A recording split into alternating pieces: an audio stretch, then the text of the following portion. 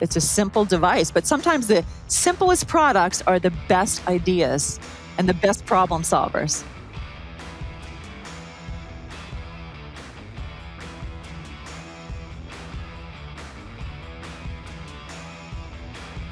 This never works. Her vision was to transform a simple spark into Rinseroo, a household innovation that became an Amazon bestseller and earned Lori Greiner's golden ticket on Shark Tank. Today, Lisa, an award-winning inventor with several patents and a mission to empower women entrepreneurs, shows us how to conquer doubt, dream big, and turn everyday problems into life-changing solutions. I'm Larry Sprung, your host for the Midland Money Mindset and founder and wealth advisor of Midland Financial. Let's dive into today's show. Well, I am super excited today to have Lisa Lane, inventor of the Rinseroo and president of Lane Innovations. As I said in the intro, thank you. And we're looking forward to this conversation. Lisa, how are you today? Hi, Larry. I'm great. Thanks for having me. This is a great chance for me to talk about my story. I'm excited to be here. Yeah, we're looking forward to sharing it with everybody. But, we'll spend a lot of time on what you're doing today and about the Rinseroo. But our listeners are really enamored with the entrepreneurial journey because a lot of them are entrepreneurs themselves. So Can you share with our listeners a bit about who you are, kind of what led you up to founding the Rinseroo? What was that entrepreneurial journey like? Yeah, it's interesting. I really had no intention of becoming an inventor. This was sort of an aha moment that came to me in my shower. My prior life, I was a pharmaceutical rep. I worked in sales training. So it was nothing I had planned. I was in my shower at the Jersey Shore. I was bathing my dog. I was trying to clean my shower. I was filling a bucket over and over to get the job done. It was messy. It was time consuming. And I thought there's got to be a better way. And, they say good things happen in the shower, your ideas. Well, this literally was in the shower. And I came up with this idea that if I just came up with a rubber connector to attach to the shower head, that I can easily add a hose and I could, get all the rinsing and cleaning done without filling a bucket over and over. I did some research. And the more I researched, I thought, gosh, this could be a mass market product. I had no idea where to go from there. I had no manufacturing background, nothing. But the more I did research, the more excited I got. And that's where it all started, right there in the shower. So no entrepreneurial upbringing. You weren't selling lollipops out of your high school locker or anything like that, eh? No, I kind of remember when I was a pharmaceutical rep, but maybe I could have like a store one day and sell like medical equipment or something. I thought that could be fun, but no, it really was nothing planned at all. I love being in sales, which I think helped a lot, in this endeavor. Right. So tell us a little bit about the Rinseroo. I think you described it a little bit, but can you explain, if I'm a listener listening to this today, what would be my use for this and what does that look like? Yeah, well, it's a the first one was a slip-on shower hose for cleaning the shower. That was back in 2019. Since then, we've scaled it. We've added line extensions. We have 7 patents now, and each one is designed for a different purpose. So we have one that helps clean a shower. You can just attach it to the shower head. We have one, our Bestseller, attaches to a tub spout to help bathe your dog quickly and easily. We have another one that has a spray head for bathing a dog in the shower. But most, even elderly people use it. If they're seated in the shower and they don't have a handheld attachment, they can add this to their shower head. If they're visiting, their children who don't have one, they need to take a bath or a shower. It's sort of an easy way to add a hose to your shower or tub. It's a simple device, but sometimes the simplest products are the best ideas. Right. And the best problem solvers. And this was just born out of your own necessity, which is amazing. And then you had this idea, and then where did you go next once you thought you were onto something? What did that process look like? That was the challenging part, because I thought, wow, I have this great idea. Now what? Right? And I think a lot of people out there that are listening, when I talk to people, a lot of people have a great idea in their head. They just don't know where to go with it, right? So it just turned out, lucky us, we have the internet full of information, anything you could possibly want to learn, you could dive in and learn. But what I did is I've always been a Shark Tank fan, right? I read Lori Greiner's book. I'm forgetting the name of it, but it's her big inventing book. Basically, the gist of it is your goal when reading the book is to figure out if you have a hero product or a zero product. And a hero product typically checks all these boxes. It's demonstrable, it's mass market, and you're able to produce it in a way that the consumer can afford it. And my idea checked every box, and I thought, gosh, I have a hero. And I dove into that book, and it told me how to, find a manufacturer, how to get an engineer.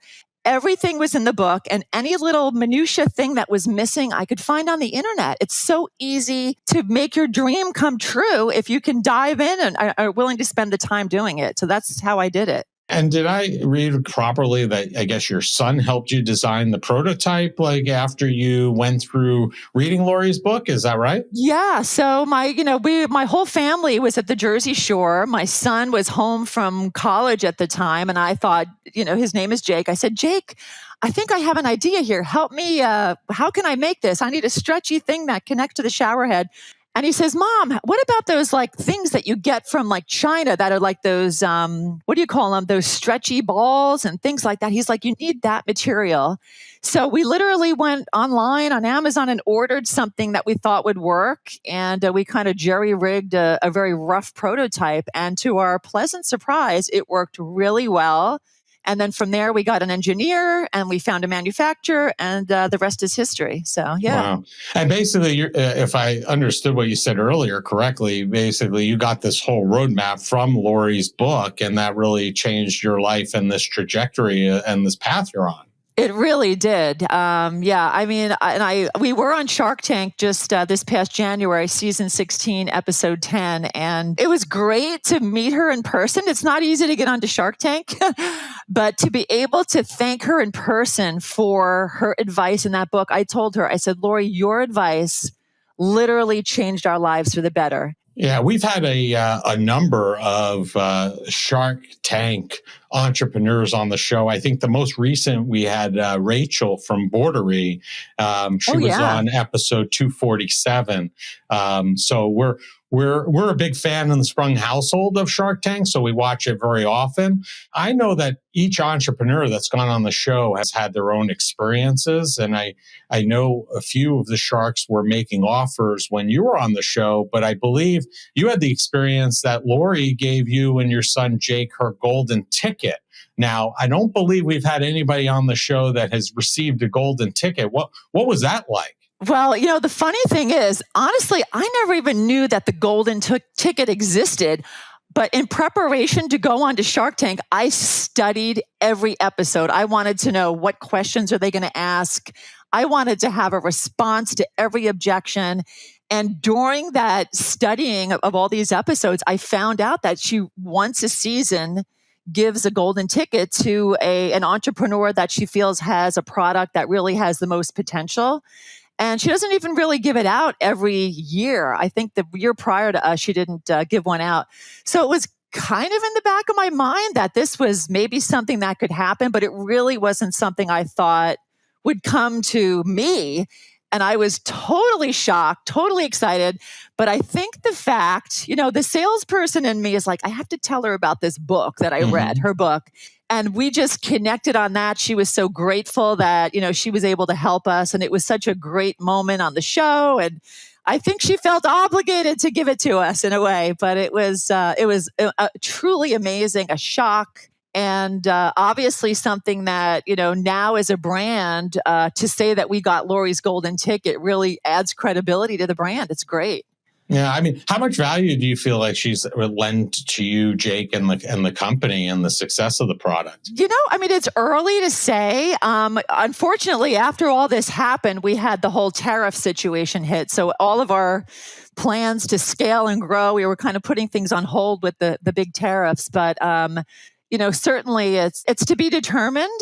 She's our partner. She's not driving our business. And she said that from day one. She's like, look, you're running the business. She's there to help when she can. but she's not running our business. She has a lot of entrepreneurs that she works with, and we understand that there's a certain degree of she's not going to help us in every way, but it's great to have her, the golden ticket from her. It's really fabulous. Yeah, amazing. In your first year, my understanding is Rinseroo did over $1 million in sales, which is unbelievable for a new product. What do you attribute that success to? Again, I go back to research. I think a lot of people, and my intention initially was to try it on Amazon. I thought that's where the consumers are by the hundreds of millions. Anyone with a shower could potentially use this thing. So we did all in our power to learn how to succeed on Amazon. A lot of people jump on there and think it's easy. You can't just go on there without a plan. We researched how to do a listing, how to look at what's out there and make your mousetrap even better than what's out there, how to advertise properly, how to build a listing that captures the attention of whoever's looking at it, how to create good videos. There's a lot. And again, this is all online too. Anyone could do it. But the key was diving in and going all in a way that really was smart and purposeful. And you think that was the impetus to doing that $1 million in sales right in that first year? Absolutely. I mean, Amazon, people like to complain about Amazon. Amazon is our bread and butter. We do probably 85 to 90% of our sales are on Amazon. And if you have a product that's maybe a little better than what's out there, or you have a patent and there's nothing like it out there, and you put it on Amazon and you advertise in the right way, there are hundreds of millions of people on Amazon that are not just searching around, they're wanting to buy. And you get those keywords, you bid on the keywords, it gets in their face and they like what they see, click, they buy. It's amazing. Did you guys look at other platforms, or was it, you really were, aligned with Amazon right off the bat and felt like that was going to be the best path for you and Rinseroo? Well, I just feel like Amazon is so easy to test something. You could even change your price in a day. Like, hey, is $24.99 the correct price? Should it be $19.99? You can tell in a day how that affects sales. Obviously, we're on Shopify. We eventually, did the Walmart.com, but that volume is, 5% of Amazon. Amazon is where everything is. We now are getting into TikTok, which is really fun. It's fun to make videos on TikTok. We build a following, and it really allows us to show the human side of the brand. And I feel like that is so important because people buy from people, right? Mm-hmm. When you can tell the Rinseroo story, instead of like just the customer seeing an ad, they can see the people behind it, the story, the connection. We connect to our customers that way. We can advertise on TikTok as well. And the conversion rate is amazing. And we're building a following, which is great.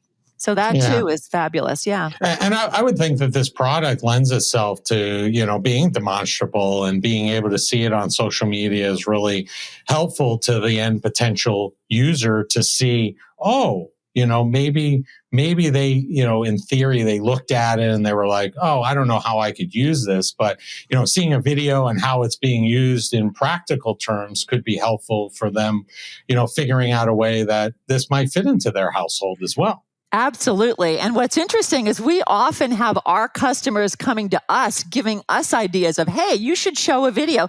I filled my fish tank with a Rinseroo today. I bathed my baby in the sink with a Rinseroo. Show us a video. And then we get influencers that come on board on TikTok and they show it to their followers. And it's like, it blossoms from there. It really grows exponentially when you have all that support. It's really great. Yeah, I think that's one of the potential good things that come out of social media. You have that multiplier effect for, products and services can come as a result of social media for sure. Mm-hmm. Do you know finances can be joyful with your partner? We created a fantastic guide for couples to start their journey surrounding their finances. Head over to Mytland.us/couplesjoy to download your free copy today. Don't miss out. Start bringing more joy into your financial conversations. Rinseroo has held the Amazon best-selling orange flag in the major category of shower head and faucet. What do you attribute that success to? Because I'm sure that's a very crowded area to obtain that flag for. It really is. And you know what? I'm so excited about that because we're like a ma and pa brand in New Jersey, and we are going head to head with Delta Faucets, Moen. To have that badge is, I'm so like, I'm, patting myself on the shoulder there. Like, that's amazing. Honestly, I go back to TikTok again and the personalization of the brand. When you think of Moen, do you think of a person behind Moen? No, you think of this big conglomerate company with hundreds of, maybe thousands of employees. And I feel like the connection to me and my son and the brand story is what sells it, honestly. Yeah, I could definitely see that happening, and getting the flag I think is one thing, and then keeping the flag is another thing, which you guys have done very successfully, which is a testament to what you're doing. Yeah, and the other thing too is it's a problem solver. The Moens of the world, you have to install those. People don't want to install these things. If you're cleaning multiple showers, you can put it in your cleaning caddy. Slip it on, attach it to one, move on to the next shower. It's just convenience. And I think that helps as well. And easy. And easy. Yeah. Yeah. One of the things, being somebody who watches Shark Tank quite often is they talk about like products like Rinseroo having copycats and fraudsters that pop up and try to, replicate the same product. And, I think on one hand, it's flattering that somebody went through the time, effort, and energy to do that. And on the opposite side it's a hassle because now your brand is being diluted perhaps by an inferior product. How has Rinseroo addressed the whole idea about copycats and how those, continue just naturally to pop up? Yeah, there are companies out there. We've used Red Points in the past. We currently use IP Moat, and they'll take all of your IP. And I guess it's some kind of a bot that goes around and they can find all these places where your IP is being infringed. The problem is it's a whack-a-mole sometimes. Like you take them down here and then the next minute they're up there. But it's very, very frustrating and it's infuriating. I remember when we first launched, they literally will take all of your images. It was me in my shower with my dog, with my product. And I thought, how dare they do this? But that's what they do. And there's hundreds of, and a lot of them are Chinese sellers. They know how to look at volume information on Amazon and they just pick the ones that are selling the best. They make their own version. The problem when they do that is they create an inferior product and then it's a race to the bottom because they undercut your price. So it's not good for the brand and it's an ongoing battle. And since Shark Tank, it's sort of reemerged too. We're now taking more down than ever. But so there are companies out there that will help. Otherwise, it's a full-time job just taking down the fakes out there. Yeah, I would imagine it's terribly frustrating. I mean, if I'm an entrepreneur listening to this and I have a product that potentially could get replicated or has gotten replicated, do you recommend hiring an outside company to handle that? Or is it something you feel can be handled internally? Well, I think, you could try it initially. I think it depends on how much they're infringing and how many there are.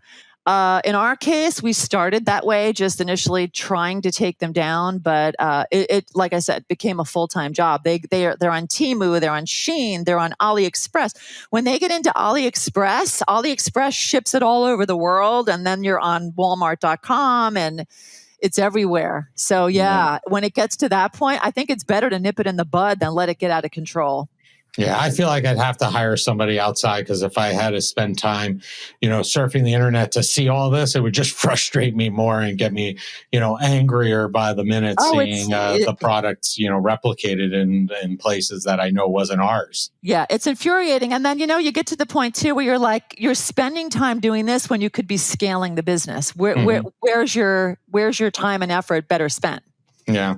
And, in full disclosure, full transparency, we don't have a product, with my firm, Midland Financial, we're a service, but we've had bad actors replicate, build websites using our photos, et cetera. So we're well aware of, how that works and how frustrating that could be. It's I guess terrible. that's a compliment. Like you said, if they're copying, you must be doing something right. It's like the person who said, if it rains on your wedding day, that's good luck. I feel like it's in the same vein. Yeah. It's just a nice way to put a spin on a very bad situation, Yeah. right? It's hard to find the love for that. That's for sure. Yes, sometimes.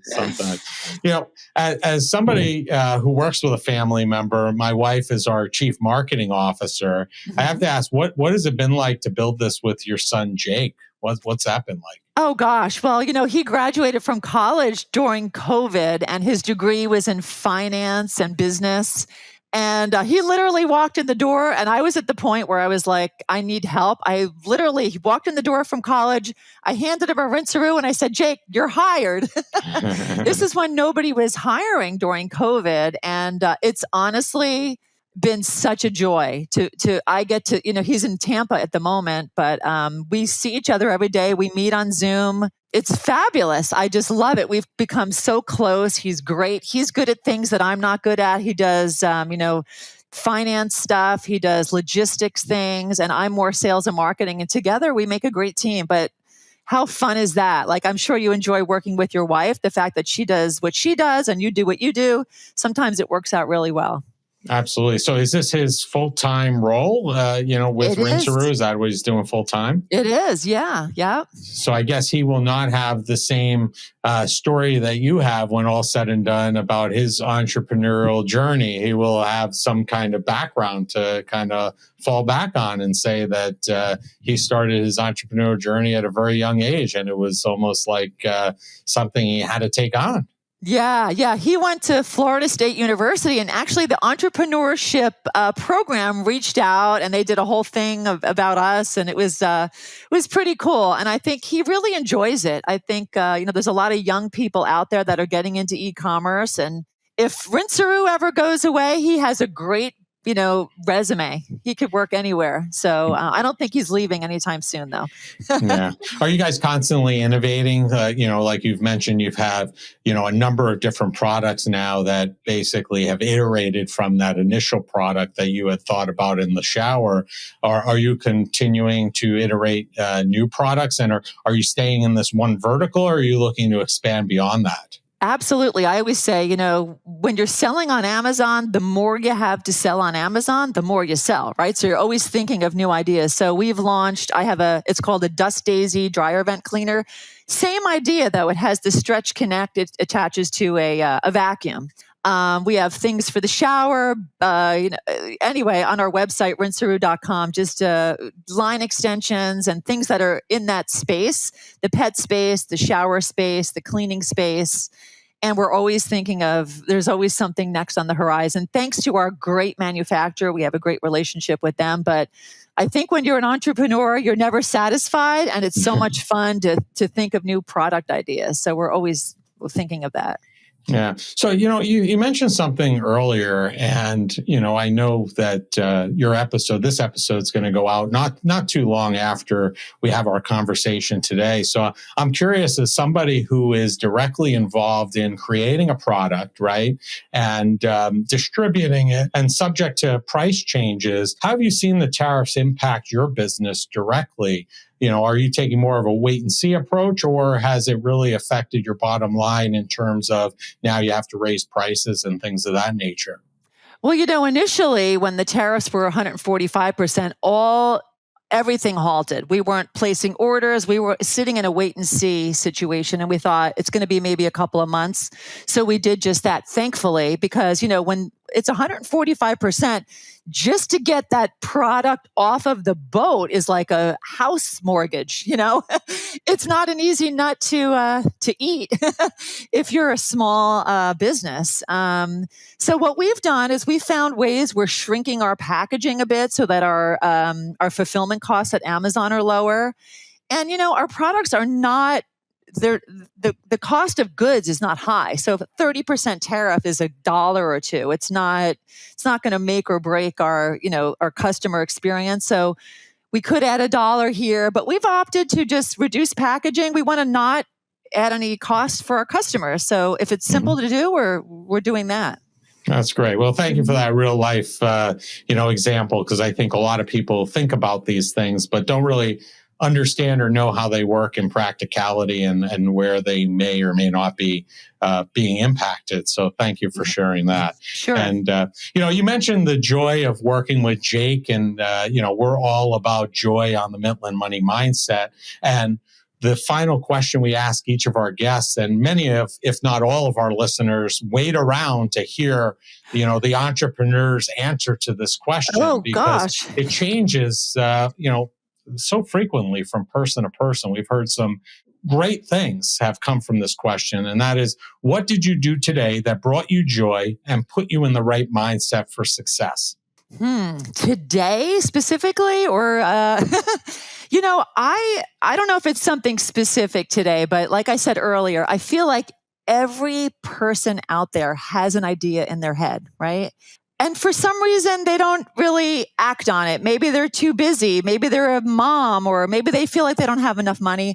What brings me joy is encouraging people that have these ideas in their heads to, take a little time, dive in, see if it's worth pursuing, because sometimes it really is.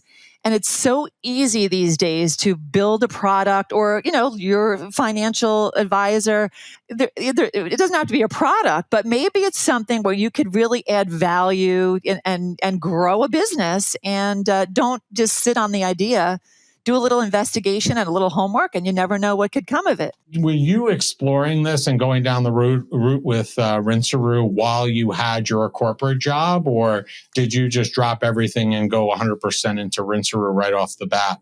Well, I wasn't working full time at the time. I was working a couple days a week, and my husband was the primary breadwinner. So I really as it came up, I thought, well, let me just do this in my spare time.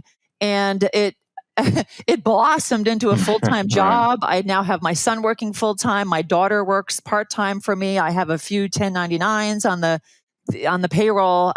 So yeah, it's just sort of, when opportunity hits or knocks, you kind of have to jump in head first. And that's what we've done. So yeah. And I think to your point, earlier about, getting joy out of people exploring these paths if they have ideas, I agree with you. And I think many times people think that they have to drop everything and go with this idea and explore it. And, in many cases, if you are one of the breadwinners of the household, you can keep that day job and kind of keep it as a side gig till you go through that process that you went through, that you got through Lori's book and said, hey, this is hitting all the marks. I think I have something here to kind of invest and move forward into a full-time, gig. And I think many times we think it's all or none, and it's not necessarily the case. I think you can.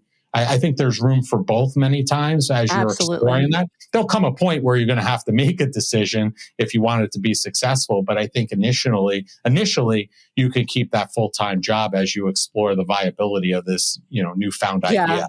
I think that's a mistake that a lot of entrepreneurs make, is you don't quit the day job until you know you have something substantial to make up for the lack of the revenue from the day job.